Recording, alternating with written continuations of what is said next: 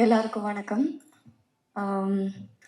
Blue star படம் இதோட பயணம் எனக்கு வந்து ஜனவரி 2022 தொடங்குச்சு. எப்படின்னா, நான் ஒரு ஒரு ஏரியாவில் இருந்தேன். ஜெயக்குமார் வந்து எனக்கு ஸ்கிரிப்ட் அனுப்பிச்சிருந்தாரு டைரக்டர். அதை படித்து முடித்து சந்திச்சே ஆகணும், எப்படியாவது சந்திச்சே ஆகணும், அன்னைக்கு மட்டும் தான் டைம் இருந்தது அப்படின்னு ஒரு சூழ்நிலை. அதனால சரி எங்கே சந்திக்கலாம், பக்கத்தில் என்ன கடை இருக்குது, எதுவுமே ஐடியா இல்லை அங்கே.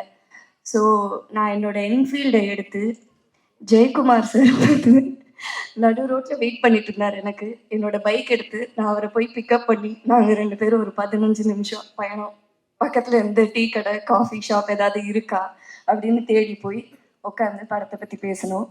ஸோ அந்த ஃபர்ஸ்ட் மீட்டிங்கில் அவர் கண்டினியூஸாக என்கிட்ட கேட்டுகிட்டே இருக்கிற ஒரு விஷயம் வந்து, உங்களோட கதாபாத்திரம் பிடிச்சிருந்ததா, அது உங்களுக்கு எப்படி ஃபீல் ஆச்சு அப்படின்னு தான் கேட்டுட்டு இருந்தார்.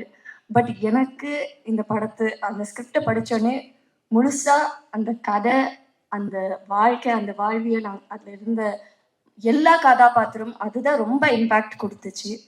அந்த படத்தில் வந்து ஸ்போர்ட்ஸ் வந்து ஒரு ஒரு இம்பார்ட்டண்ட்டான ஒரு ஃபேக்டர் கிரிக்கெட்டுன்றது.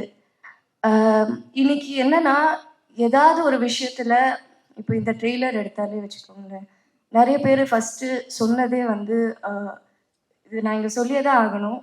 பாரஞ்சிதனோட பேர் வந்தாலே வந்து அரசியல் பற்றி பேச ஆரம்பிச்சிட்டிங்களா அப்படின்னு தான் வருது. பேசுனா என்ன தப்பு? ஏன்னா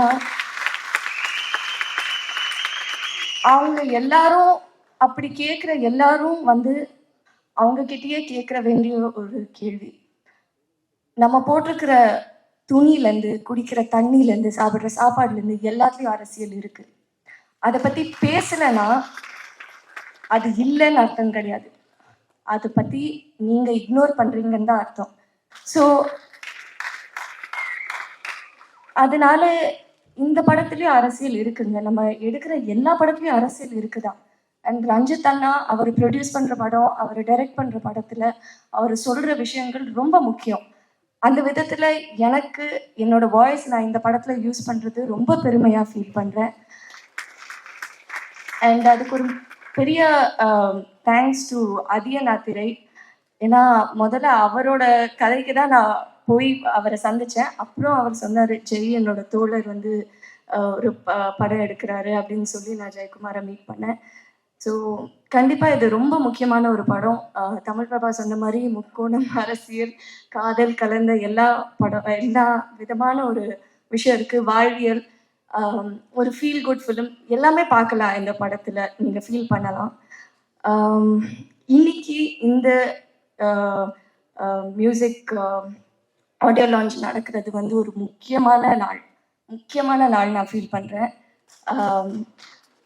அறிவோட பாடல் வரிகளில் நம்ம படத்தில் வர அரக்கோணம் ஸ்டைலில் காலமேல காலை போடு ராவண குலமே, மேலே ஒரு காலை வரும் ஏழு ரத்னமே. நன்றி, வணக்கம்.